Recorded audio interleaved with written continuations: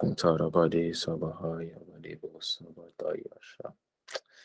Nous bénissons le Seigneur pour sa magnifique et glorieuse présence parmi nous, au milieu de nous, avec nous, en nous, par nous, au travers de nous. Et nous voulons juste passer du temps dans sa présence, par son esprit. Par son esprit. Nous voulons passer du temps avec le Père en Jésus, par l'Esprit, par le magnifique Saint-Esprit. Alors tu vas disposer ton cœur et tu vas te connecter à cette grâce qui est sa présence. Tu vas te connecter à son cœur, te connecter à sa communion, à sa romance, et tu vas lui parler avec tes propres mots, parce qu'il t'a fait du bien cette semaine. Cette semaine, il ne t'a pas oublié. Cette semaine, il ne t'a pas mis de côté. Cette semaine, sa main est restée sur toi. Cette semaine, son pied a marché avec toi. Cette semaine, Dieu n'a pas enlevé ses regards sur toi. Ah, lui, il n'a pas dormi. La Bible dit qu'il ne sommeille, il ne dort. Lui, il n'a pas sommeillé, il n'a pas dormi afin de veiller sur toi pendant la nuit. Voilà pourquoi les terreurs de la nuit ne t'ont pas eu. Et pendant la journée, il t'a accompagné, selon qu'il est écrit. Et voici, je suis avec vous jusqu'à la fin du monde. Il a été avec toi tous les jours, toutes les journées de cette semaine. Voilà pourquoi les flèches qui volent dans le jour ne t'ont pas atteint. Voilà pourquoi élève la voix selon tes propres mots. Élève ta voix selon ton niveau de conséquence, ton niveau de relation avec Dieu et parle-lui de cœur à cœur, mais ne te tais pas, comporte-toi comme un enfant dans sa pensée. Selon qu'il est écrit, laissez venir les enfants à moi. Oh Père, je reconnais que si ce n'était toi, je ne serais pas présent, assis à cette chaise. Toutes choses ont été faites par toi. Tu es celui qui me permet de te connecter au son de ta voix. Père, je reconnais que rien de ce qui se passe dans ma vie est un acquis. Je n'ai rien mérité. Je ne mérite rien, je ne mériterai jamais rien. Parce qu'à partir du moment où on commence à parler de mérite, ça veut dire que la loi est mise en vigueur dans ma vie. Ça veut dire que la justice est mise en vigueur par la loi. Oh non, Paul pouvait dire, afin de te trouver en lui, non par la justice qui vient de la loi, mais par la justice de Dieu qui vient de la foi. Père, quel que soit ce que tu as fait par moi, je reconnais que je ne mérite pas le sauve de vie. Je ne mérite pas tes grâces. Je ne mérite pas tes faveurs. Tu es tout au-dessus de tout. Je ne mérite rien de ce que tu m'as donné. Rien, rien, rien. Car si la chose qui a la plus de valeur à tes yeux, tu me l'as donnée sans mérite, à plus forte raison les choses sans valeur. Si tu étais capable de me donner le salut, de me donner Jésus, alors que je ne le méritais pas, à plus forte les choses qui sont devant toi, comme rien, comme néant, je ne les mérite pas aussi. Père, je ne mérite rien, mais je bénis ton nom.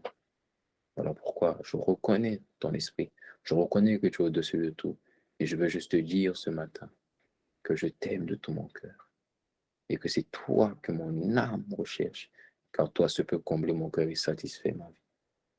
Du lever du soleil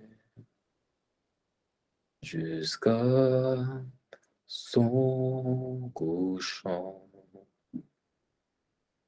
que ton nom soit sanctifié. Jésus-Christ, Jésus-Christ.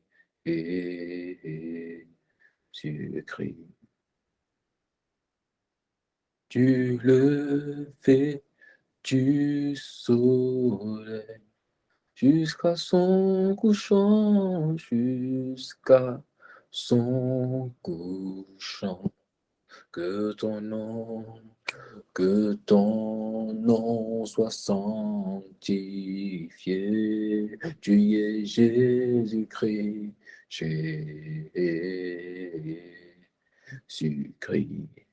Du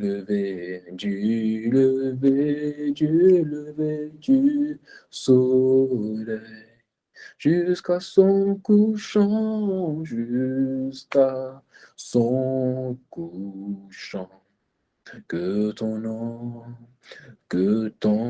nom soit glorifié. Tu es Adonai. Adonai, du lever du soleil jusqu'à son couchant, jusqu'à son couchant. Que ton nom soit glorifié, car tu es Adonai. Ah, ah, ah, donna une dernière fois du lever du soleil jusqu'à son couchant, jusqu'à son couchant. Que ton nom soit apprécié, car tu es Adonai. Adonai.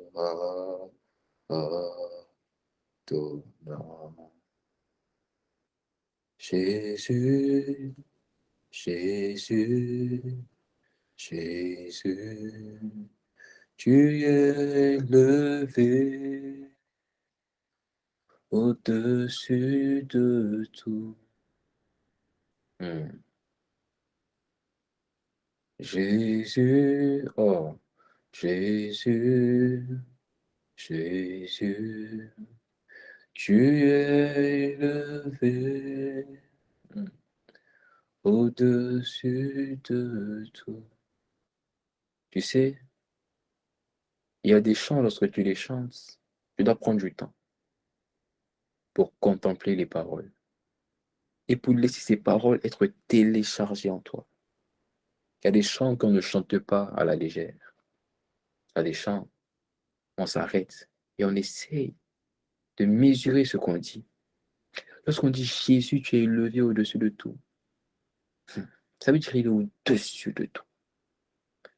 Ça veut dire qu'il n'y a rien qui est à son niveau. Tout est en bas de lui. Tout est inférieur à lui. Tout se soumet à lui. Tout se prosterne devant lui. Je ne connais pas tes combats. Je ne connais pas tes luttes. Je ne connais pas les maladies, les cycles de tristesse et d'amertume et de colère. Je ne connais pas tes prisons et tes liens. Et moi, je connais un nom. C'est le nom de Jésus. Alors, si tu veux voir ta vie manifester la liberté des enfants de Dieu, il y a des chants, lorsque tu les chantes, tu vas devoir les valoriser.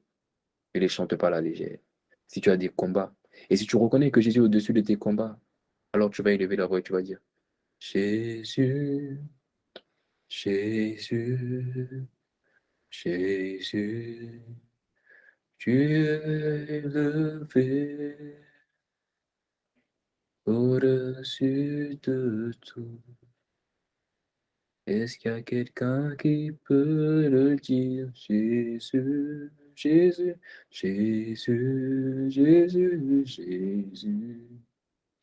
Tu es élevé au-dessus de tout. Est-ce que quelqu'un peut dire Abba, papa, Abba, Abba, Abba, Abba, Père. Tu es adoré au milieu de nous, au milieu de nous. Nous sommes plus de deux et de trois, nous voulons t'adorer. Abba, Abba, Père, tu es adoré au milieu de nous, sans oublier l'Esprit de Dieu, Esprit, Esprit de Dieu, tu es honoré au milieu de nous, au milieu de nous. Esprit de Dieu, tu es pleinement honoré. Esprit de Dieu, tu es honoré au milieu de nous. Et Jésus le Christ, Jésus mon sauveur, Jésus mon roi, Jésus ma victoire, Jésus, oh, oh, oh, tu es remercié pour ta bravoure au milieu de nous. Tu es remercié, tu es attesté, proclamé, Jésus. L'amour, Jésus, de ma vie, Jésus, tu es remercié au milieu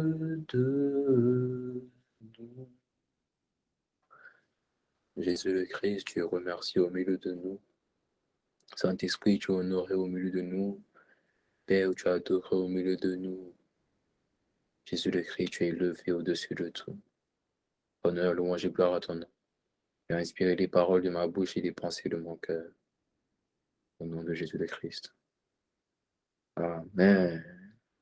Amen, amen, amen, amen, amen. Quelqu'un me donne un bon amen en commentaire.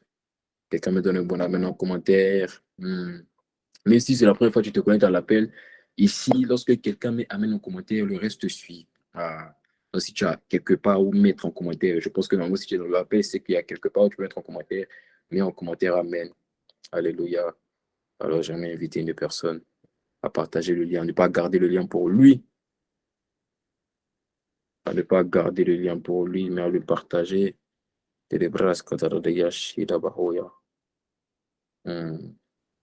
Saint-Esprit de Dieu, nous te bénissons. Nous te rendons toute la gloire.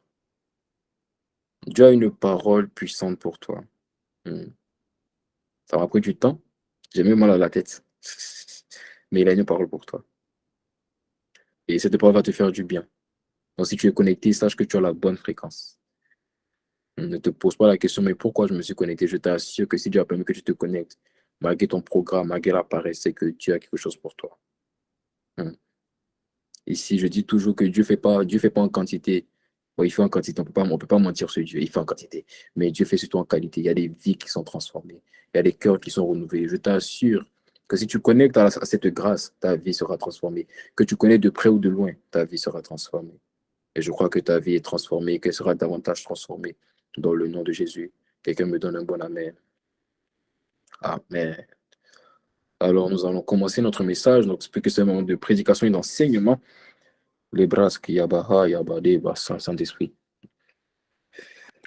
Cette parole est fraîche. Qui aime la viande? Qui aime la viande?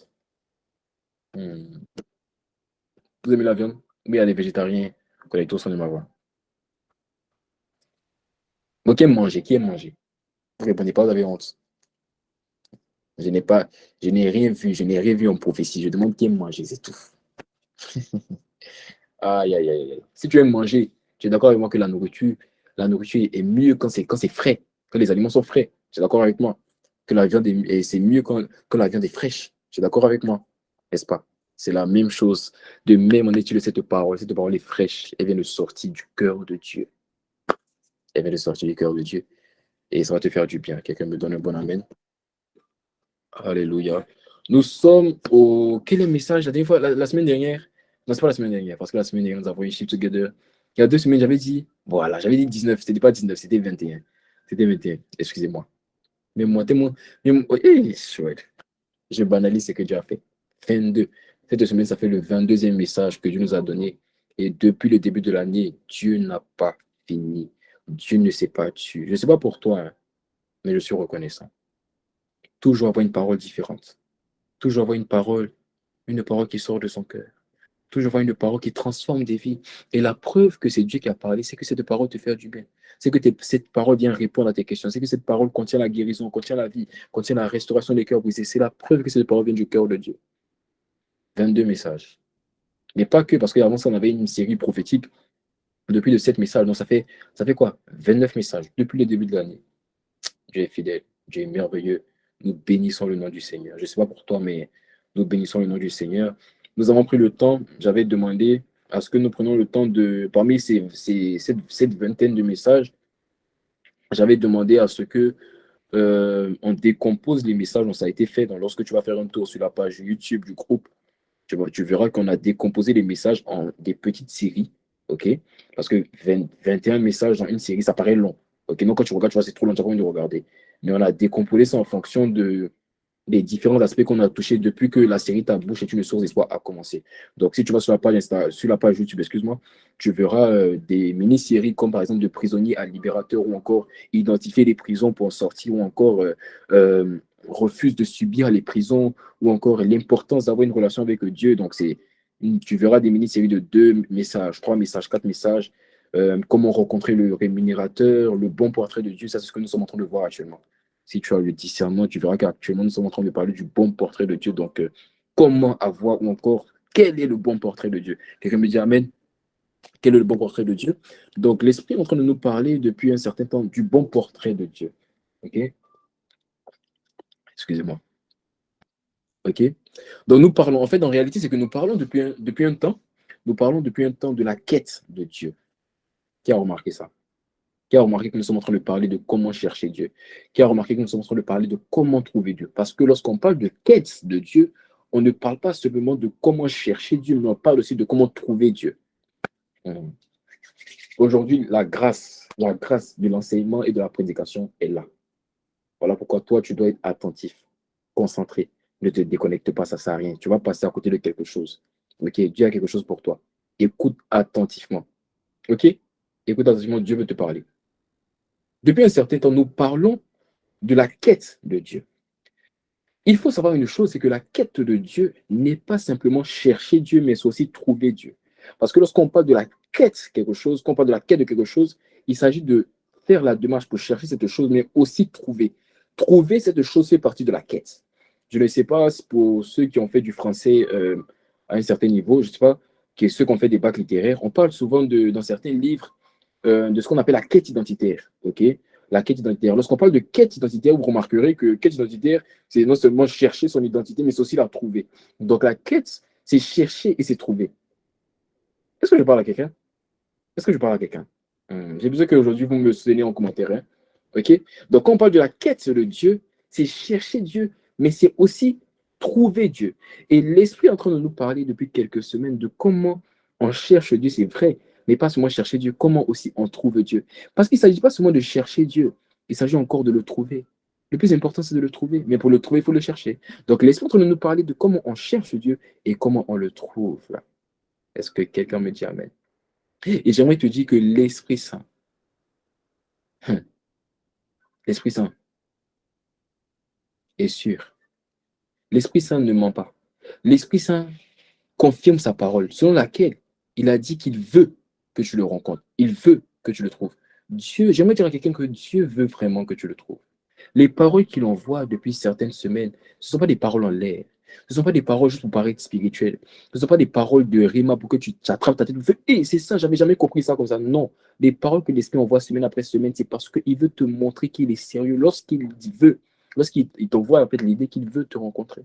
Il veut que tu le trouves. Il est sérieux, il ne s'amuse pas. Il ne plaisante pas lorsqu'il aspire à ce que tu le trouves. Il ne plaisante pas. L'Esprit veut vraiment avoir une relation avec toi. Il veut vraiment avoir une amitié avec toi.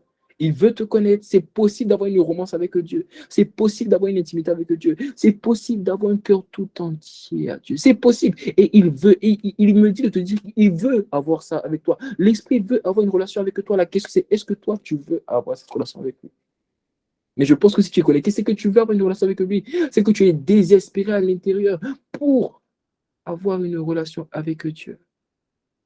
L'Esprit est sérieux. Lorsqu'il te parle de la quête de Dieu, pourquoi l'Esprit? Mon père spirituel, le pasteur Ivan, dit souvent que la parole que Dieu envoie hein, symbolise sa pensée à l'instant où il a envoyé la parole. La parole que Dieu envoie n'est jamais vaine. Elle vient décrire ce que Dieu veut à l'instant. Lorsque Dieu te parle de la quête de lui, ça veut dire que Dieu veut que tu le trouves. Dieu veut que tu le cherches et il veut que tu le trouves. Alors qu'est-ce que tu attends? Non, mais je t'annonce que tu vas le trouver. Tu vas trouver Dieu. Je dis que tu vas trouver Dieu. Tu vas le trouver. Ah, Seigneur, merci. L'Esprit veut que tu le trouves. Il veut que tu le trouves. Et c'est parce qu'il veut que tu le trouves que depuis 2, 3 semaines, il est en train de nous parler des faux portraits qu'on a de lui. Dans quelle optique? Dans l'optique de nous donner le bon portrait de lui. Est-ce que je parle à quelqu'un? Parce que comment peux-tu me trouver si tu ne sais pas à quoi je ressemble? Imagine, je te dis, on se trouve à telle heure, mais on ne s'est jamais vu. On se trouve à telle heure, à telle place, mais on ne s'est jamais vu. Comment vas-tu me reconnaître? Même si je lève ma main, comment vas-tu me reconnaître si tu ne m'as jamais vu? Si tu ne me connais pas, si tu n'as pas l'image que j'ai. Donc l'esprit veut que tu le trouves, mais encore faut-il avoir le bon portrait de lui. Parce que si tu as un faux portrait de lui, si tu as un mauvais portrait de qui il est, ça veut dire que tu ne sais pas à quoi il ressemble. Donc tu auras beau le chercher, tu ne le trouveras jamais. Tu ne le trouveras jamais. Tu ne le trouveras pas. Parce que tu ne sais pas à quoi il ressemble. Voilà comment beaucoup de personnes, en ce qui concerne la relation avec Dieu, sont passées devant lui. Comme une personne qu'on cherchait, on ne savait pas que c'est elle, on est passé devant elle comme ça. Beaucoup de personnes sont passées devant Dieu parce qu'ils ne savaient pas à quoi il ressemble. Mais là où tu ne savais pas à quoi il ressemblait, Dieu va te montrer à quoi il ressemble. Voilà pourquoi il est en train d'envoyer ses paroles depuis 2 semaines à nous parler des bons portraits. Même moi, je ne comprenais pas. Mais maintenant, je comprends en fait que c'est parce que Dieu veut qu'on le trouve, mais pour trouver une personne, il faut savoir à quoi cette personne ressemble. C'est maintenant que je comprends. Comment peux-tu trouver une personne si tu n'as aucune idée à quoi cette personne ressemble? De même, comment peux-tu trouver Dieu si tu n'as aucune idée de ce à quoi Dieu ressemble? De ce à quoi Dieu ressemble. Et laisse-moi m'expliquer que sur le chemin pour trouver Dieu, d'ailleurs sur le chemin de la quête de Dieu, sur le chemin de chercher Dieu pour le trouver, il y aura toujours des obstacles qui vont s'y ériger. Il y aura toujours des adversités. Il y aura toujours des blocages qui vont se mettre. Quel blocage? C'est ce qu'on appelle les faux portraits de Dieu. Les faux portraits de Dieu. Je vais aller rapidement aujourd'hui. Aujourd'hui, je vais aller, enfin, quand j'ai dit ça, après, j'ai dépassé le temps. Bon, je vais aller rapidement. Aujourd'hui, j'ai mis le chrono. Hein? Alléluia. Non, je vais aller rapidement. Je vais aller rapidement. OK? Sur le chemin pour trouver Dieu, il y a toujours des obstacles qui s'érigent. Il y a toujours des adversités qui s'élèvent. OK? Et ces adversités, ces obstacles, c'est ce que l'Esprit nous a montré comme étant les faux portraits. Les faux portraits, on a dit, ce sont les images de Dieu que les hommes, que la société, que les gens nous ont données, qui nous amènent soit à fuir de la relation avec Dieu, soit à avoir peur d'avoir une relation avec Dieu, ou soit de refuser d'avoir une relation avec Dieu. Lorsque tu fuis la relation avec Dieu que Dieu te propose, lorsque tu as peur d'entretenir ou d'approfondir ta relation avec Dieu, lorsque tu refuses de rentrer dans une certaine dimension avec Dieu, c'est parce qu'en réalité, tu es contrôlé parce qu'on a fait des faux portraits. C'est-à-dire des images taillées que les hommes t'ont données de Dieu. Des images. On t'a dit Dieu est comme ça. On t'a dit non, Dieu il est ci. La science te dit que Dieu est comme ça. Les philosophes te disent que Dieu est comme ça. Ton père te dit que Dieu est comme ça. Le sorcier du village te dit que Dieu est comme ça. Ta grand-mère qui est sorcière, mais qui fait comme si elle est religieuse, te dit que Dieu est comme ça. Et tout ça, je ne parle pas de ta grand-mère. Je parle de la grand-mère de. Tu vois, dans l'appel, la personne qui est juste à côté de l'appel. C'est de sa grand-mère, je parle. C'est pas toi, ta grand-mère. Mais tu vois, tout ça, en fait, ça vient, en fait, comme des faux portraits. Ça vient comme des faux portraits. Dans quel but? Dans le but, en fait, de t'empêcher de trouver Dieu. Ça s'érige comme des obstacles. Et qui disent, toi, tu ne peux pas trouver Dieu parce que on va te dire que Dieu est comme ça.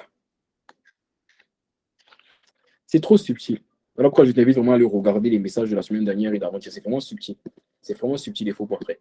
Mais les faux portraits, en fait, viennent en fait s'ériger comme obstacle sur le chemin de la quête de Dieu. Et l'Esprit me disait quelque chose.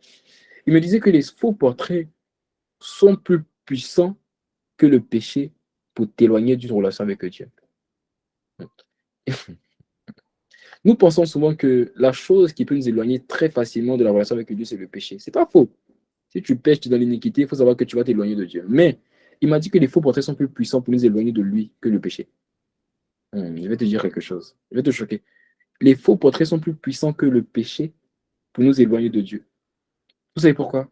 Parce que encore le péché, il sait. On a dit ici que tu n'as pas d'autre choix que d'aller dans la présence de Dieu lorsque tu es dans le péché. Tu n'as pas d'autre choix parce que lui seul peut te libérer. Tu ne peux pas aller quelque part ailleurs. Voilà pourquoi Jonas pouvait dire, mais où irais-je de ta face? Ou Pierre pouvait dire, mais à qui rends tu as les paroles de la vie? Donc tu n'as pas d'autre choix quand tu es dans le péché. Donc le péché peut t'éloigner de Dieu, mais de toute façon, ça ne pourra pas t'éloigner très loin parce que de toute façon, tu as besoin de lui. Donc tôt ou tard, tu es obligé de rester. Même si tu t'éloignes, tu vas revenir parce que pour être libre, il n'y a que lui. La liberté n'est qu'en Jésus-Christ. C'est en personne d'autre. Mais il m'a dit par contre, les faux portraits, eux, les faux portraits sont plus puissants que le péché pour t'éloigner de Dieu. Tu sais pourquoi? Parce qu'il m'a dit, les faux portraits sont comme un GPS qui marche mal. Tu connais Yango? Bon, on va fermer la parenthèse. On va pas aller là-bas. Les faux portraits sont comme un GPS qui fonctionne mal. Comme un GPS qui fonctionne mal. C'est-à-dire, tu penses être sur la bonne voie, mais en vérité, tu ne l'es pas. Et il n'y a rien de pire que de penser être sur la bonne voie lorsqu'on ne l'est pas. Parce que quand tu arrives à destination, tu te rends compte qu'en fait, tu t'es trompé. Et même pour revenir sur tes pas, c'est compliqué. Est-ce que je parle à quelqu'un? Est-ce que quelqu'un comprend mon introduction? Les faux portraits sont comme un GPS qui fonctionne mal. Voilà en quoi Est-ce que c'est plus puissant que le péché pour t'éloigner de Dieu? Parce que les faux portraits, quand ça t'éloigne de Dieu, tu penses être sur la bonne voie. Il y a beaucoup de personnes qui entretiennent une relation avec Dieu avec les faux portraits, mais pensent avoir une véritable relation avec Dieu. Alors que cette relation que tu vis est une relation de mensonge. Voilà pourquoi tu es bloqué à une certaine dimension. Voilà pourquoi tu es bloqué à une certaine dimension de grâce à cause des faux portraits. Tu n'avances pas. Mais tu penses être dans le bon dans cette relation avec Dieu. Tu penses que ce que tu as de Dieu actuellement, c'est suffisant, que c'est le bon. Il n'y a rien de pire que les faux portraits. C'est trop subtil. Parce que tu penses être dans le bon, mais tu n'es pas dans le bon. Les faux portraits, c'est ça. Les faux portraits, c'est ça. C'est comme un GPS qui fonctionne mal. Tu penses être dans le bon, tu penses aller dans la bonne direction. Mais en fait, non. Ça t'envoie là-bas. Dans l'optique de t'éloigner complètement de là où tu dois véritablement aller. Est-ce que je parle à quelqu'un? Est-ce que je parle à quelqu'un?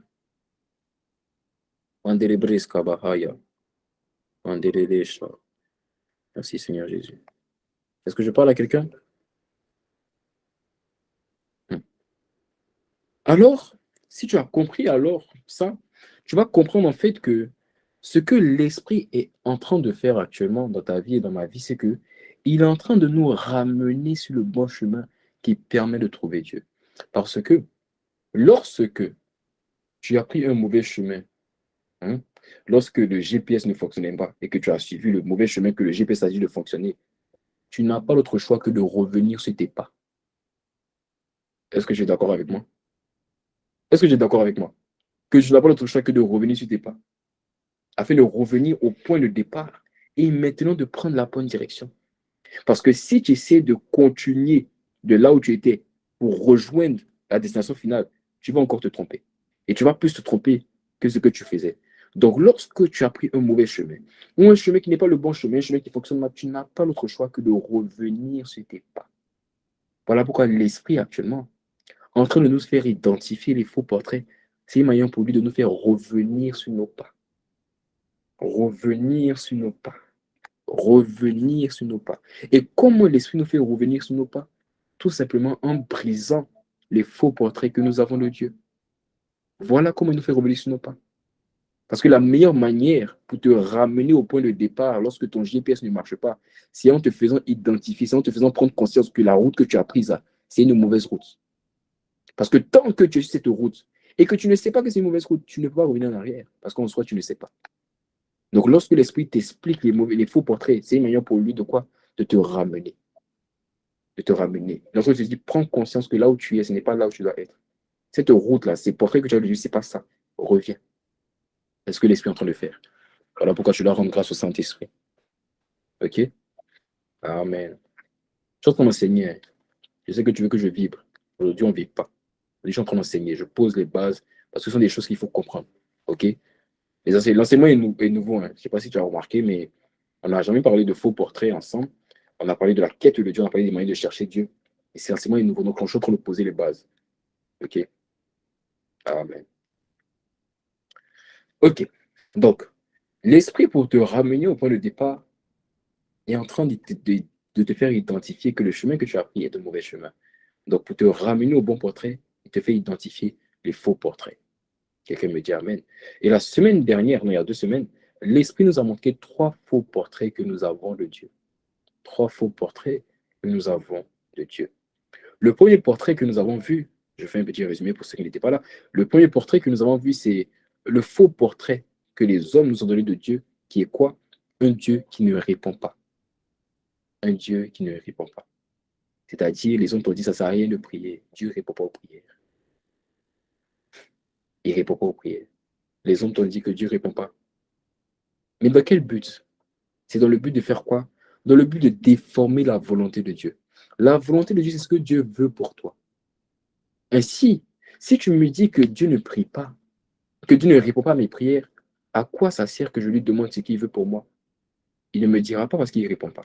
Donc, lorsque on te dit que Dieu est un Dieu qui ne répond pas aux prières, c'est une manière de déformer sa volonté. Parce que si tu réponds à mes prières, si tu ne réponds pas, pourquoi je vais te poser une question? Voilà comment beaucoup de personnes ont arrêté de consulter la volonté de Dieu. J'aimerais te dire quelque chose. La garantie de ta sécurité, de ta protection, des vies transformées, la garantie des exploits et des victoires et des triomphes se trouve dans quoi? dans ta capacité à obéir à la volonté de Dieu. On ne fait rien sans la volonté de Dieu. Laisse-moi m'expliquer quelque chose une fois. Quand tu fais en dehors de la volonté de Dieu, il faut savoir que tu ne fais plus partie de la dimension de sa fidélité, tu rentres automatiquement dans la dimension de sa miséricorde. Donne-moi la main, je vais te parler. Il y a deux choses qui composent Dieu, sa fidélité et sa miséricorde. Sa fidélité, c'est Dieu qui fait ce qu'il a dit qu'il va faire. Et il accomplit sa parole. Il ne passe pas outre sa parole. C'est-à-dire que Dieu récompense. Quand il dit je suis le débiteur de personne, c'est sa fidélité. C'est-à-dire, il fait. Comme Paul dit que Dieu n'oublie pas ce que vous avez fait pour lui et pour les chrétiens. C'est-à-dire, il fait. Il fait. Ça, c'est ce qu'on appelle sa fidélité. La capacité à Dieu à accomplir sa parole. Mais aussi ce qu'on appelle la miséricorde. La miséricorde, c'est quoi? C'est-à-dire, la miséricorde, c'est je peux faire si je veux, mais je ne suis pas obligé de le faire. Est-ce que je parle à quelqu'un? La fidélité, c'est je vais faire. Parce que j'ai dit que je vais faire. Ma fidélité va parler. Mais la miséricorde, c'est si je veux, je vais faire. Si je ne veux pas, je ne vais pas faire.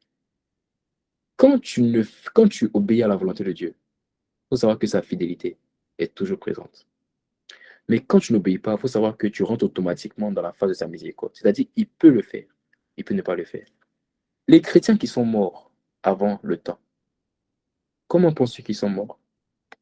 C'est parce qu'ils n'étaient pas liés à la volonté de Dieu. Parce que si Dieu te dit ne sors pas et que tu sors, il n'est pas obligé de te protéger. Il peut le faire par amour, mais il n'est pas obligé. Il peut te laisser subir les conséquences de ta désobéissance aussi. Et tu ne pourras pas lui en vouloir parce que tu as désobéi. Donc la miséricorde n'est pas obligée d'avoir lieu. La volonté de Dieu, est ce qu'il veut jouer Dieu dans sa fidélité. Moi, j'ai appris à dire à Dieu, Père, ne me laisse rien faire en dehors de ta volonté. Le secret des vies transformées, c'est la volonté. Je vous assure. Vous savez, il y a des paroles que Dieu met dans mon cœur. Hein. Il y a des révélations que Dieu me donne de la parole. Elles sont tellement profondes. Elles sont tellement profondes. Souvent, je regarde les messages que Dieu me donne et je regarde ce qu'il me dit dans le secret. Souvent, j'ai envie de venir m'asseoir ici puis de dire ce que Dieu me dit. Qui sont profonds. Mais ce n'est pas sa volonté. Donc, je sais que ça ne va pas transformer les vies. Mais si je m'aligne à sa volonté, ça transforme les vies. Quand on voit les Shift Together et que Dieu change les vies des gens et guérit les malades, il y a beaucoup de thèmes qu'on peut donner à un Shift Together. Il y a beaucoup de titres. Il y a beaucoup de prières. Il y a beaucoup de jeûnes, de manières de jeûner qu'on peut faire. Mais quand, par exemple, Dieu dit, bon, cette fois-ci, vous jeûnez sec. Cette fois-ci, fruit, c'est sa volonté. Et dans cette volonté-là, il y a sa fidélité. Si un jour, on fait en dehors de cette volonté, ça deviendra sa miséricorde. Mais sa miséricorde n'est pas obligée d'agir.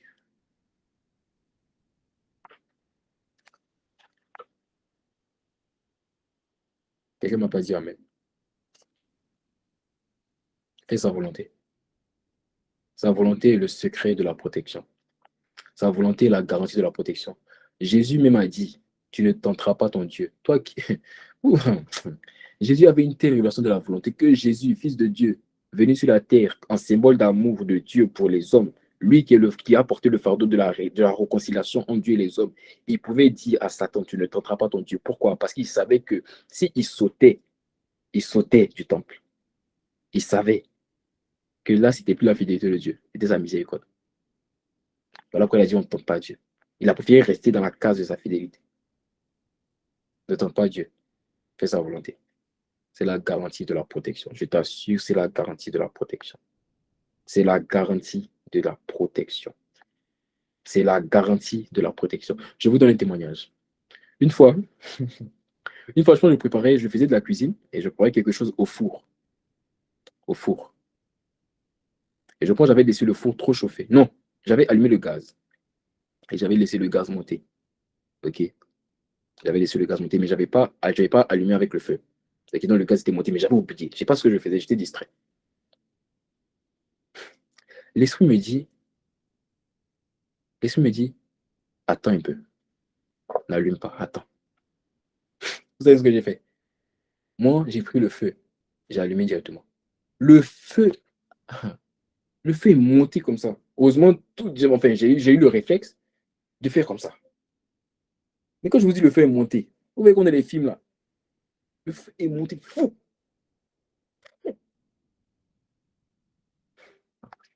Et c'était à une époque où il était en train de m'expliquer ces choses-là. Quand le feu montait fou, il m'a rappelé ça. Il m'a dit, ma fidélité. Là, si il m'a dit quelque chose t'arrive, est-ce que tu sais que tu n'as pas le droit de te plaindre parce que tu as désobéi?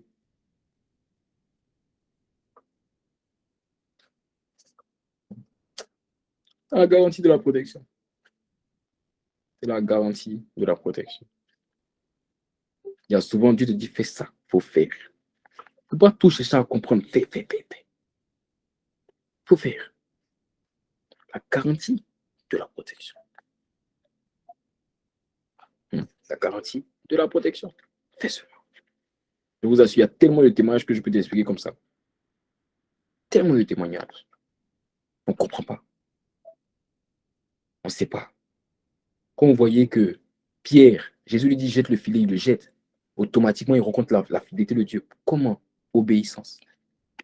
Imaginez si Pierre avait jeté de l'autre côté. Les poissons auraient pu sortir parce que Jésus est grand. Et les poissons n'allaient pas forcément sortir parce que ça allait être la miséricorde. Offert. Donc le monde nous donne le portrait d'un Dieu qui ne répond pas, dans l'optique de déformer sa volonté. Deuxièmement, le monde nous donne le portrait d'un Dieu qui n'est pas miséricorde, qui n'est pas compatissant, dans l'optique de déformer son caractère. Parce que si tu me parles d'un Dieu qui n'est pas compatissant, je suis en train de me dire qu'il n'a pas les fruits de l'esprit. Donc, il n'a pas un bon caractère. OK? Et troisièmement, le monde nous parle d'un Dieu injuste. Et ça, dans quel but? Dans le but de déformer sa capacité. Car s'il est injuste, ça veut dire qu'il fait du favoritisme. Et généralement, les personnes qui font du favoritisme, c'est parce qu'elles n'ont pas la capacité de faire ce qu'elles font avec une personne, avec les autres. Je prends l'exemple du football. Quand vous voyez qu'il y a un joueur, il est toujours sur le terrain, il est toujours sur le terrain, il est toujours sur le terrain. Même quand il est fatigué, le coach le met. Même quand il est fatigué, le coach le met. C'est parce que souvent, le coach n'a pas la capacité de former les autres joueurs pour les mettre sur le terrain. Voilà pourquoi il met toujours un joueur. C'est vrai que souvent, le joueur est bon. Mais quand tu es vraiment un bon coach, tu peux former tous les joueurs à devenir comme le joueur qui est fort. Oh, est-ce que quelqu'un comprend ce que je veux dire? Donc, lorsqu'on parle d'un Dieu injuste, c'est mal de déformer sa capacité pour dire, mais si tu es injuste, en fait, parce que si tu es vraiment juste, ce que tu fais avec un tel, fais-le avec les autres. Donc, quand on dit que Dieu est injuste, c'est mal de dire qu'il ne peut pas faire ça avec tout le monde. Dieu peut faire ce qu'il veut avec tout le monde. Il y a un homme de Dieu qui me plaît beaucoup. Vous savez, il y a un homme de Dieu qui me plaît beaucoup. Il n'a pas de pied. Je ne sais pas si vous le connaissez. Il n'a pas de pied, il n'a pas de main. Vous savez il apprend à certains de ses fidèles à nager. Vous voyez de qui je parle? Vous savez que, je ne sais pas si vous, il apprend à certains de ses fidèles à nager. Il n'a pas de pied, il n'a pas de main. Mais il apprend à certains de ses fidèles à nager. Hmm. Dieu. Quand tu joues avec Dieu, Dieu peut faire tout avec tout le monde. Je t'assure. C'est qu'il veut, comme il veut.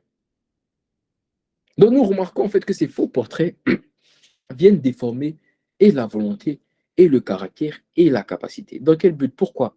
Parce que les trois choses qui constituent Dieu, c'est sa volonté, son caractère et sa capacité. Le Dieu que nous servons est un Dieu, volonté, caractère et capacité. Donc lorsque tu vois que les faux portraits viennent, ça vient automatiquement toucher et la volonté, et le caractère, et la capacité. Pourquoi? Parce que Dieu est volonté, caractère et capacité. Est-ce que tu comprends maintenant? Est-ce que tu comprends dans quel but les faux portraits viennent? Dans l'optique de se ériger automatiquement contre la volonté de Dieu, contre son caractère, contre sa capacité.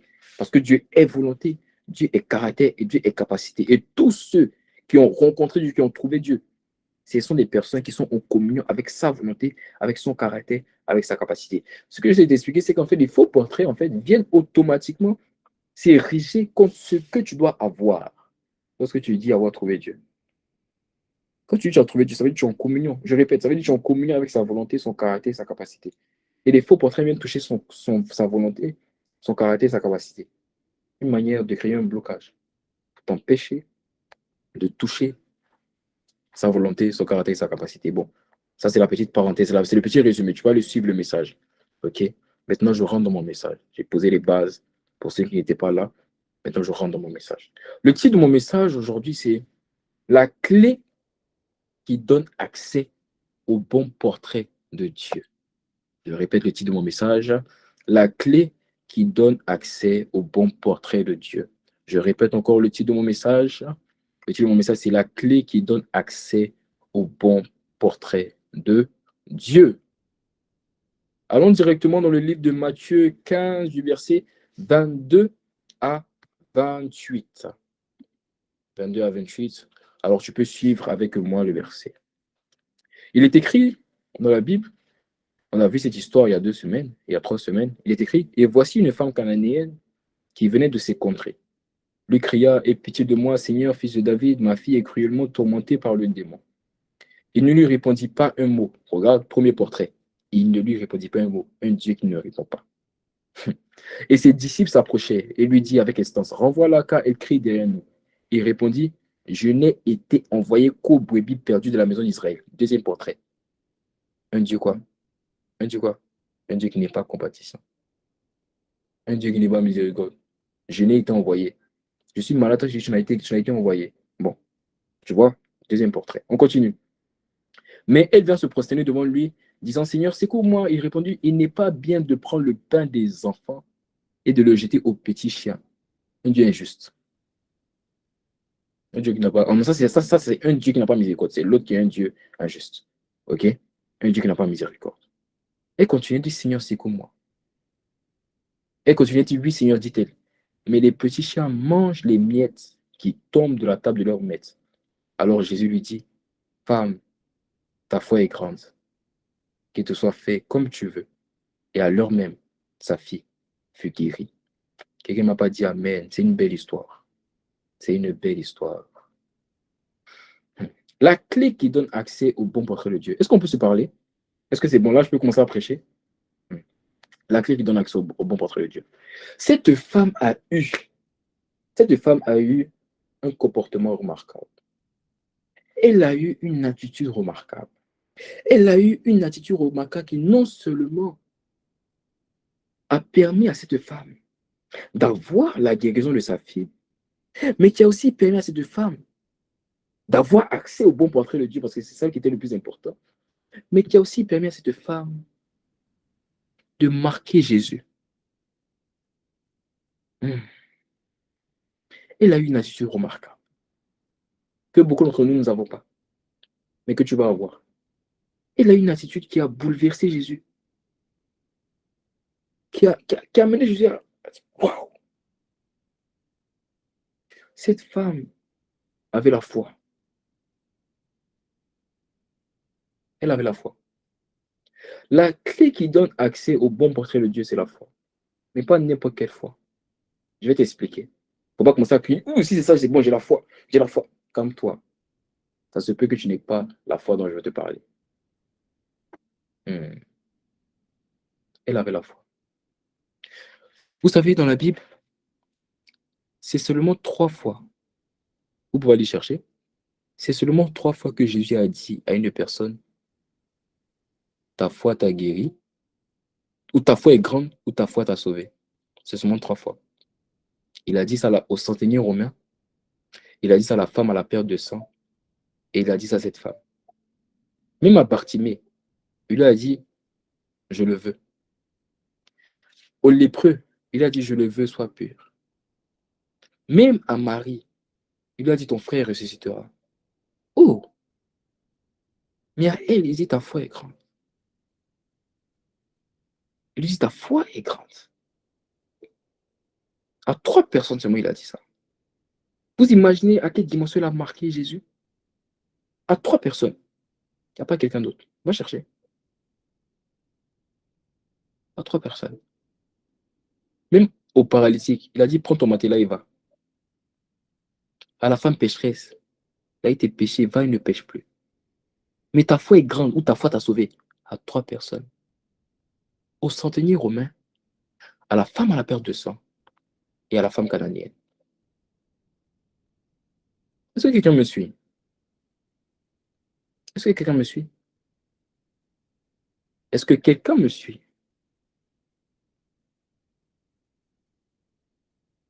Alors, je me suis posé la question. Mais c'est pas la même foi que eux tous ils avaient. Parce que pour avoir une guérison, il faut la foi. Bartimée avait la foi, c'est pour ça qu'il a été guéri. Le paralytique avec la foi, c'est pour ça qu'il a été guéri. Donc, quelle foi eux ils avaient au point où Jésus dit ta foi est grande? Et puis il n'a pas dit aux autres. C'est pas la même foi ils avaient. Tu sais pourquoi? C'est parce que dans la foi, il y a des degrés. La foi, tu peux avoir, si tu veux ta guérison et la foi, tu vas l'avoir. Mais il y a des fois où Dieu dit, ta foi est grande. Les autres, ils avaient une foi. Mais Jésus a dit quoi? Il a dit, si votre foi est même comme un grain de sénévé, vous déplacerez cette montagne. Ils avaient une foi qui était petite, comme un grain de sénévé, mais ça suffisait. Mais eux, ils avaient une foi qui était grande. Et Jésus l'a témoigné. Quel était leur point en commun? C'est qu'ils avaient une foi qui était grande. Ils avaient une foi qui était différente de tous les autres qui avaient une guérison, qui avaient eu un miracle de Jésus. Ils avaient une foi qui était différente. Mais ça paraît bizarre quand même, hein. Le même résultat, mais une foi différente. Mais eux, par contre, ils ont marqué Jésus. La femme à la perte de sang a marqué Jésus. Le centenier romain a marqué Jésus. Jésus a dit quoi concernant le centenier romain? Il a dit, même en Israël, je n'ai pas vu une foi aussi grande. Oh, eux, ils avaient une foi différente. La clé qui donne accès au bon portrait de Dieu, c'est une foi, mais pas n'importe quelle foi. C'est une foi différente des autres. Quelle foi? C'est ce qu'on appelle une foi persévérante. Est-ce que je peux parler à quelqu'un? Est-ce que je peux parler à quelqu'un? C'est ce qu'on appelle une foi persévérante. Le centenier romain, la femme à la perte de sang, et la femme cananéenne avaient une foi persévérante. C'est quoi une foi persévérante? Une foi persévérante, c'est tout d'abord une foi ferme. Une foi qui n'est pas déséquilibrée. Une foi qui demeure. Une foi qui est fondée, enracinée. Allons directement dans Jacques 1, verset 6 à 8. Regardez. La Bible dit quoi? Mais il faut qu'il demande avec foi, sans douter. Celui qui doute ressemble à une grosse vague de la mer que le vent soulève et agite. Celui-là ne doit pas penser qu'il recevra quelque chose du Seigneur. Hey, ça veut dire quoi? Si elle a eu ce qu'elle a eu venant de Jésus, c'est parce qu'elle avait une foi qui n'était pas comme les vents, qui n'était pas comme les grosses vagues de la mer que le vent soulève et agite. Si elle a reçu la guérison de sa fille, c'est parce qu'elle avait une foi sans doute. C'est-à-dire une foi qui n'est pas déséquilibrée, une foi ferme. Mais regarde le verset. Il dit, celui-là ne doit pas penser. Mais c'est-à-dire toi-même, toi, quand tu as une foi qui n'est pas ferme, c'est-à-dire, il ne faut même pas imaginer la guérison. Hey! C'est-à-dire, souvent même Dieu même. C'est-à-dire, toi, si tu n'as pas une foi ferme, ne pose même pas à ça. C'est-à-dire, même dans tes rêves, ne rêve pas à ce qu'un jour Dieu va te visiter. Ne rêve pas à ça. Mais elle, elle a reçu. Pourquoi? Elle avait une foi sans douter. Elle avait une foi sans douter. Une foi persévérante. Une foi persévérante, c'est d'abord une foi ferme. Une foi qui n'est pas déséquilibrée. Une foi qui tient, qui n'est pas agitée par les vents. Vous savez c'est quoi les vents? Vous savez c'est quoi les vents? Vous voulez que je vous explique c'est quoi les vents? Les vents, c'est les persécutions. Les persécutions. Mais il y a trois types de persécutions. Il y a des persécutions qui viennent comme la pluie. Il y a des persécutions qui viennent comme le torrent. Et il y a des persécutions qui viennent comme le vent. Je vais t'expliquer. Jésus dit, celui qui a bâti sa maison sur le roc, la pluie est tombée, le vent a soufflé, les torrents ont coulé, mais sa maison ne s'est pas ébranlée. Persécution, vent, torrent et la pluie. La pluie, ce sont les persécutions qui, lorsqu'elles viennent, elles viennent en quelque sorte ramollir, parce que lorsque l'eau touche le sable, ça le ramollit, ça rend de la boue. Et tu vas remarquer qu'il y a des persécutions dans ta vie, il y a des épreuves dans ta vie qui amènent les gens de ta vie à perdre leur impact, à se ramollir. C'est-à-dire les gens qui te faisaient du bien, de moins en moins te font du bien. Petit à petit, les gens ta joie commence à baisser. Ça se ramollit. Ça commence à perdre sa force, sa vigueur. C'est ça qu'on appelle les épreuves de la pluie. Ok, je ferme la parenthèse. Il y a les épreuves du torrent. Ça coule. Lorsque le torrent coule, ça emporte le sable. Les épreuves, c'est lorsqu'il y a des épreuves comme ça où tu vois que ce que tu avais a été emporté. La mort de quelqu'un. C'est les torrents. C'est les persécutions torrents. Et il y a des persécutions en vent. T'as dit, tu es comme ça. Et tout à coup, de la même manière que le vent vient toucher le sable, ça disperse. Et du jour au lendemain, tes finances sont dispersées, ta famille est dispersée, ta santé est dispersée. Et il dit quoi? Il dit celui qui doute ressemble à une grosse vague, que la mer que le vent soulève et agite. Est-ce que vous comprenez ce qu'il est en train d'expliquer? Il faut qu'il demande avec foi, sans douter. Celui qui doute ressemble à une grosse vague de la mer, que le vent soulève et agite. C'est-à-dire qui est dispersé par les circonstances. Que celui-là ne croit pas. C'est-à-dire toi-même, faut pas ta tête va penser à ça, que tu vas recevoir quelque chose du Seigneur. C'est-à-dire une personne qui subit parce qu'elle a bâti sa maison sur le sable. Est-ce que je parle à quelqu'un? Donc elle avait une foi persévérante. C'est-à-dire une foi qui ne bouge pas. Une foi qui n'est pas déséquilibrée. Donc une foi persévérante retient, c'est une foi ferme, c'est une foi qui n'est pas déséquilibrée. Mais ce n'est pas que ça. C'est aussi une foi qui a résisté aux épreuves. Je n'ai pas dit qu'il résiste. J'ai dit qu'il a résisté aux épreuves. Allons directement dans Jacques 1, au verset 3. La version Bible français courant dit quoi? Car vous le savez, si votre foi résiste à l'épreuve, celle-ci produit la persévérance. Si votre foi résiste à l'épreuve, celle-ci produit la persévérance. La foi persévérante est une foi qui a résisté, qui résiste aux épreuves.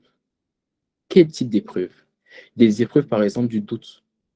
Il y a des personnes qui vont, par exemple, t'envoyer le doute en te disant que toi, tu veux avoir quelle relation avec Dieu. Toi, comme ça, là, toi, comme ça, tu vas avoir quelle relation avec Dieu. Ou des personnes qui te disent que non, ça ne sert à rien. Laisse. Moi, j'ai essayé, je n'ai pas réussi. J'ai essayé d'avoir une relation avec Dieu, ça n'a pas marché. Laisse tomber. C'est des épreuves. La foi persévérante, c'est une foi qui, malgré les commentaires des gens, qui disent non, ça ne va pas le faire, laisse tomber. Il ne faut pas chercher à connaître Dieu. Tu n'arriveras pas. Laisse, c'est pour les hommes de Dieu. C'est pour les pasteurs. Laisse, laisse. Moi, je répète, je ne suis pas pasteur. Il faut que ça rentre dans vos têtes. Parce que je sais qu'il y a certaines personnes, même vous pensez que je suis pasteur. Je ne suis pas pasteur. Ok? Je vais faire d'autres qui bout en moi. Malheur à moi si je ne prêche pas l'évangile, c'est tout. Je ne suis pas pasteur. C'est la petite parenthèse. Ok? Donc, quand tu arrives, malgré les commentaires qui te disent, ne cherche pas à avoir une relation avec Dieu. Tu ne pourras pas. Mais que tu fais abstraction de ces commentaires et tu continues quand même ta quête de Dieu. Ça produit quoi? De la persévérance. Ou encore, les épreuves que tu peux avoir, c'est l'injustice. L'injustice, c'est une épreuve. C'est-à-dire que toi, tu demandes Dieu. Il y a une personne qui demande Dieu moins que toi, mais qui a plus de Dieu que toi, tu as de Dieu. Souvent, Dieu fait ça pour voir si toi, tu as la foi persévérante. Souvent, Dieu fait ça pour voir si tu as la foi persévérante. Mais regardez le passage de la femme le passage de la femme cananéenne. Jésus lui dit quoi? Il dit, il n'est pas bon de donner le pain des enfants aux petits chiens. Ah, Jésus, la femme là vient se prosterner devant toi. Et toi, tu dis ça. Mais vous savez, quand il parle des enfants, il parle de qui? Il parle des enfants d'Israël. Il parle des Israéliens. Donc Jésus est en train de dire à la femme que quoi? Que les pharisiens, ceux qui l'insultent matin, midi, soir là, que les sadducéens, ceux qui l'insultent là, ils sont supérieurs à cette femme. Oh, eux, ils l'insultent, elle se prosterne. Mais il dit qu'ils sont supérieurs. Souvent, Dieu permet ça. Souvent, Dieu te donne l'impression que ceux qui demandent moins de lui que toi, en plus, pour voir si tu pourras lui dire c'est pas grave. Mais moi, je veux. Foi, persévérance. Ça veut dire quoi? Ça veut dire que à chaque fois que tu fais abstraction des épreuves, des commentaires qui essaient de t'empêcher de trouver Dieu, des épreuves, des injustices, des doutes qui essaient de t'empêcher de trouver Dieu, qui essaient de t'empêcher d'augmenter ta vie de prière, d'augmenter ta vie de méditation. Tous ces raisonnements de paresse, de manque de zèle, qui essaient de te dire non, ne va pas là-bas. Mais que tu as fait abstraction à chaque fois que tu essaies de le faire, ça produit de la persévérance. La foi persévérante est une foi ferme, qui n'est pas déséquilibrée, est une foi qui a résisté, qui résiste aux épreuves. Ainsi, tous ceux qui veulent trouver Dieu, si tu veux avoir la révélation du bon portrait de Dieu, tu dois avoir cette foi. Et je te rappelle pourquoi il est important et primordial, indispensable pour toi d'avoir un bon portrait de Dieu, parce qu'on a dit, c'est dans le bon portrait de Dieu que Dieu va te donner la révélation qu'il veut te donner afin que tu puisses révéler aux hommes ce qu'il est. Parce que ta destinée, c'est donner aux hommes ce que Dieu t'a donné. Ta destinée, c'est révéler aux hommes ce que Dieu t'a révélé. C'est lorsque tu vas identifier son beau portrait qu'il pourra te donner ce que l'œil n'a point vu, ce que l'oreille n'a point entendu, ce qui n'est point monté au cœur de l'homme. Et si tu vas prendre maintenant ce que l'œil n'a point vu, ce que l'oreille n'a point entendu, ce qui n'est point monté au cœur de l'homme, et tu vas le donner aux hommes. Et c'est ainsi que les hommes seront sauvés. Voilà pourquoi il est primordial pour toi d'avoir le bon portrait de Dieu. Et c'est là genre, que j'entends t'expliquer maintenant que pour avoir le bon portrait de Dieu, il faut quoi? Une foi persévérante, une foi qui n'est pas déséquilibrée, une foi qui a résisté, qui résiste aux épreuves. Mais comment on fait pour avoir cette foi? Ou encore, comment cette femme a fait pour avoir une telle foi? Comment? Qui se pose la question? Qui veut que je donne le rima? Mais j'attends la semaine prochaine.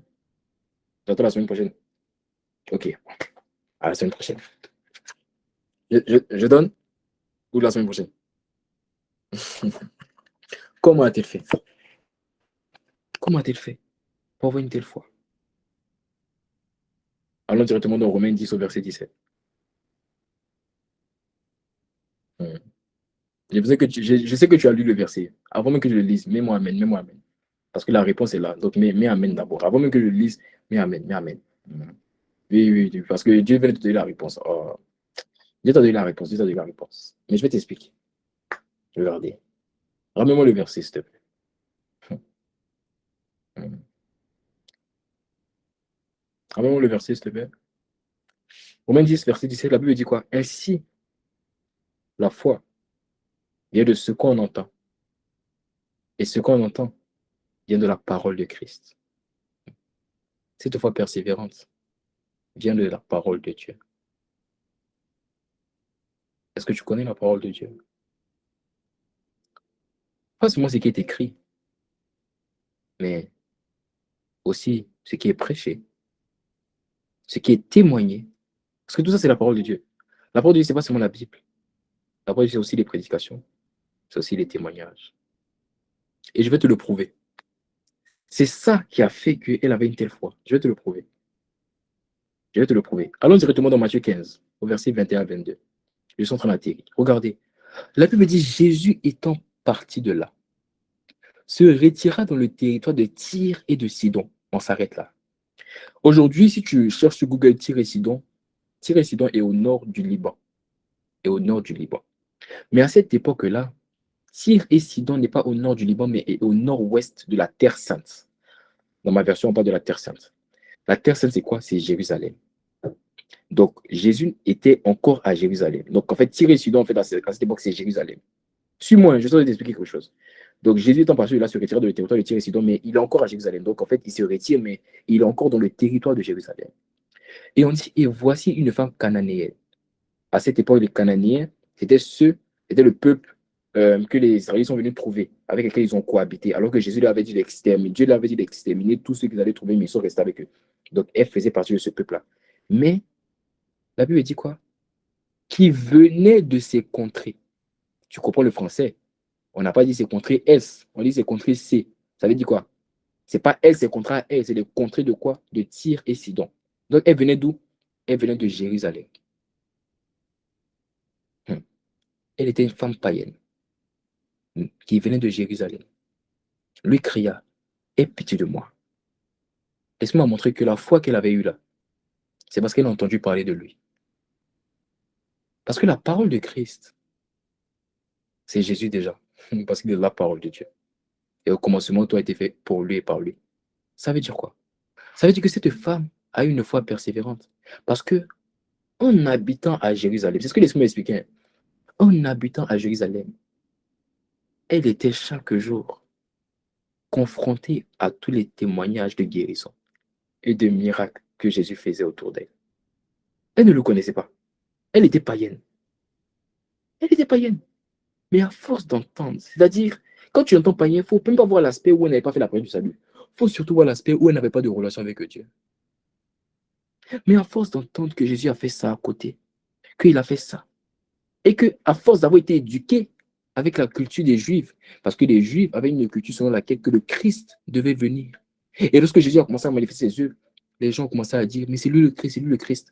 Donc, vu qu'elle habitait dans les contrées de Tyr et Sidon, elle entendait parler de comment les gens voyaient Jésus comme le Christ. Elle entendait parler de lui comme le guérisseur, comme celui qui restaure, comme celui qui fait voir l'aveugle, qui fait entendre le sourd. Elle entendait parler à cause des témoignages. Selon qu'il était écrit, ne savait pas qu'ils sont environnés par une si grande nuée de témoins. Est-ce que tu vois? Donc ses oreilles étaient confrontées à la parole de Christ. Hey! Ainsi, la foi est rentrée en elle de ce qu'elle a entendu. Donc le jour où elle a attrapé Jésus, elle a dit, hey, on le dit aujourd'hui, si tu l'as fait pour les autres, c'est que tu peux le faire pour moi. Elle n'avait pas la Bible parce qu'elle était païenne, mais elle avait entendu parler de lui. Pour dire que quoi? Pour dire que le plus important, c'était la parole qui rentrait en elle. Elle a entendu parler de lui. Et quand elle a entendu parler de lui, ça a créé en elle une foi. Le jour où elle a attrapé Jésus, Jésus ne pouvait rien lui dire qu'elle allait l'empêcher de croire qu'il pouvait sauver sa fille du démon. Rien. Parce que elle avait entendu parler comment Bartimée avait persévéré et qu'il avait guéri Bartimée. Elle avait entendu parler de la guérison de la femme à la perte de sang. Elle avait entendu parler des croisades. Et Jésus faisait même ce qui est écrit dans la Bible. La Bible dit que si on devait écrire tout ce que les œuvres que Jésus a fait, hein, que ce livre ne suffirait même pas. Que la terre entière ne suffirait même pas pour contenir ses œuvres. Donc il y a tellement de choses qui entrent dans ses oreilles. C'est-à-dire qu'elle se réveille le matin, on dit Jésus a fait ça. Et ça se brosser, on dit il a fait encore. Elle mange, il a fait encore. Elle n'est pas fini de s'habiller, il a fait encore. Ah, il l'a fait. Il fait seulement. La personne sort de la chambre en même temps, la personne regarde et on dit il a fait encore. Il fait seulement. Donc au bout d'un moment, tu te dis, mais wow, la foi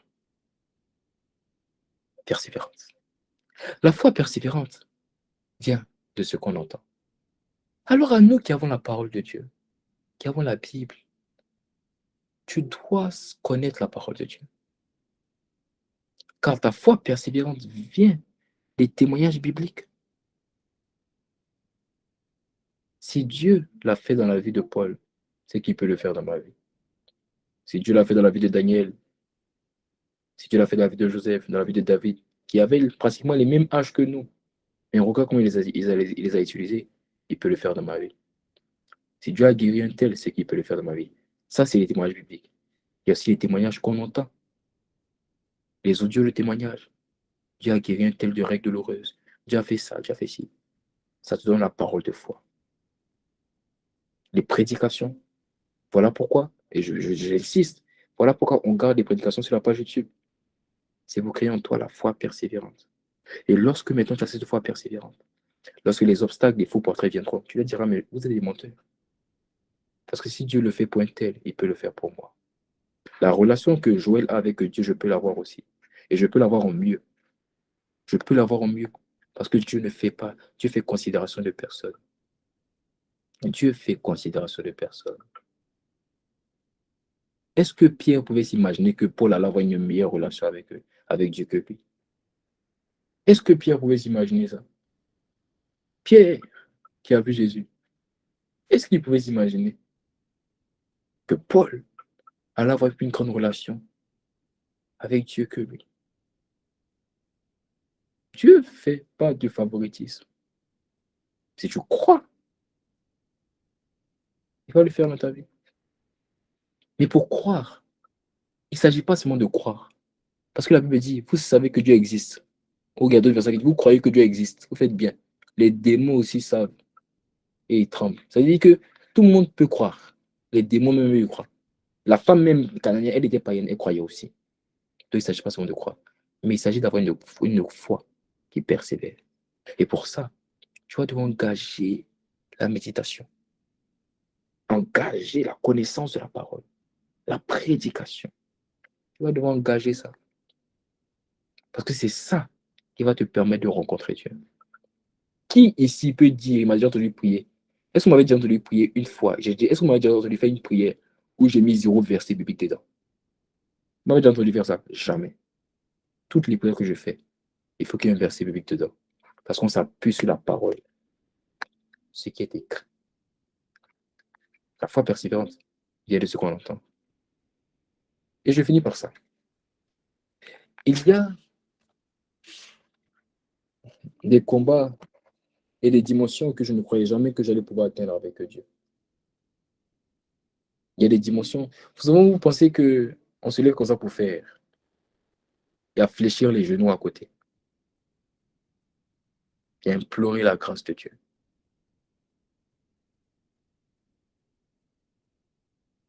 Vous savez, souvent, l'esprit peut m'amener à me mettre à genoux.